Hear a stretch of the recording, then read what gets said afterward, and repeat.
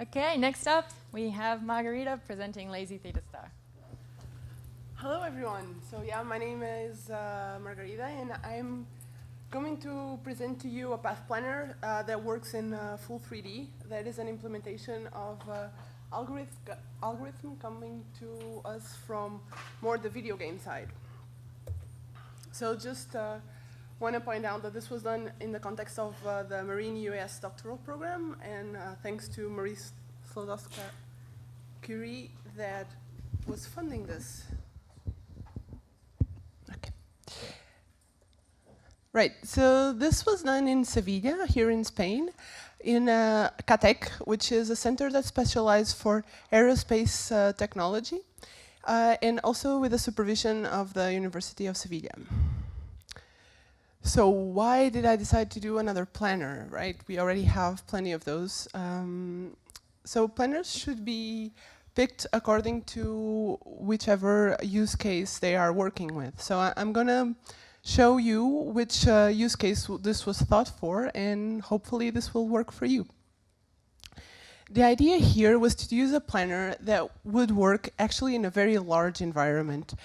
Think like offshore oil rig. And also mostly focused on offshore scenarios or whichever spaces that don't have much vegetation. Vegetation here because the density of obstacles is completely different.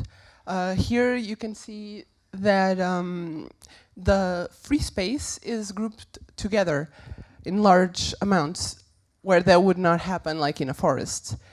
Then this algorithm also has another nice characteristic, which is it is deterministic. So for one set of inputs, you will always have the same output, which you cannot have in the stochastic ones. And it comes in handy if you're dealing with industry and you need to make certification or give some guarantees of what you are able to accomplish. So also this was done to work online and on board UAVs. So a little show of hands, who works with UAVs in the room? One person, good, okay.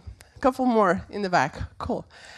So the people that work with UAVs knows that one large constraint is that you have to choose carefully which processor you use. You cannot just get the best processing power on top and just slap it on. Of course, many other environments have this constraint, but because of the weight, this is really a big issue for UAVs. And also, this is a planner that works fully in 3D. So just to give you an idea of how this would look like, I have a video. All right, so here you can see the planner working in the context of helping to achieve autonomous exploration. We can see here the path that has been developed by the planner in the arrows in yellow. And then you can see that it's an octomap, and the little dots are the nodes that have been evaluated in order to check if they want to be part of the plan or not. So more detail on that later. This is just for you to have a mental picture of what I'm talking about. So coming to the most important part is how to use it, right? This is actually, I think, pretty straightforward. You have here the repo where you can download the code from, and it's basically just a question of including the node in your launch file. So this was done for ROS1, not ROS2 yet. The node just works expecting to receive a message as an input, which basically has what you would expect, like your start point, your goal, also what is the maximum amount of seconds that you're able to wait for an answer, and the safety margin. So as we all know, robots are not just geometrical points, they have volume, and you probably have some constraints on how close can an obstacle get, or you might have like some localization error, or you're working outside and you have to deal with wind gusts. So here in the safety margin, you can just tell the planner how close the obstacle can get to the center of your robot.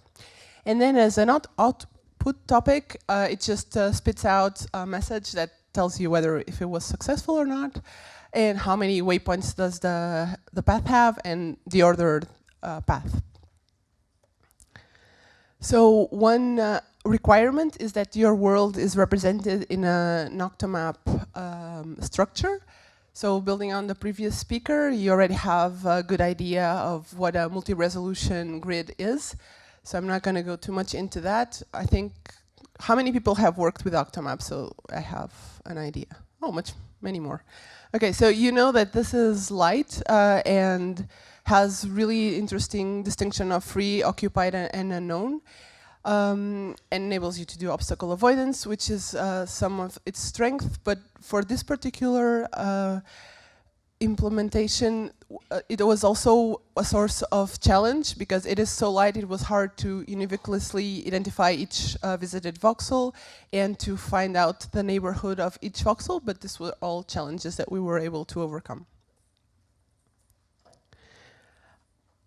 Then, just to give you some small details about what are the key characteristics of this algorithm, one really cool aspect is that it gives a really smooth path as compared to other graphs, other planners that work over graphs. So here you can see that the path does not hop between each node that has been evaluated. You can see that there are many, but actually the path goes from the start to an intermediate goal, and it's not like this crooked 90-degree angle between each segment. It actually has, you can have any angle between segments. So you can, depending on your objective, you can skip the post-processing smoothing, gaining some processing time.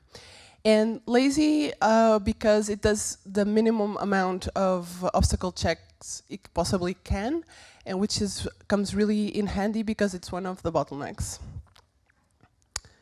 And this is just to give you an idea that, yes, it has worked in simulation, but also the jump from simulation to real world has already been accomplished in a pending publication. I talk more about this, but just so you have an idea, yes, there were some things that had to be optimized from one to the other, but finally it worked.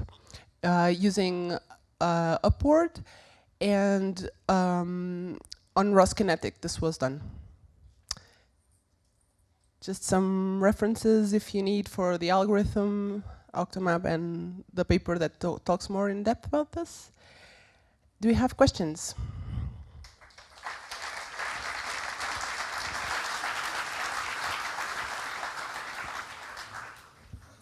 I'll kick us off. I was curious if you are the gazebo model or simulation that you showed in the repo that you listed, are there also simulation resources available to emulate that sort of result?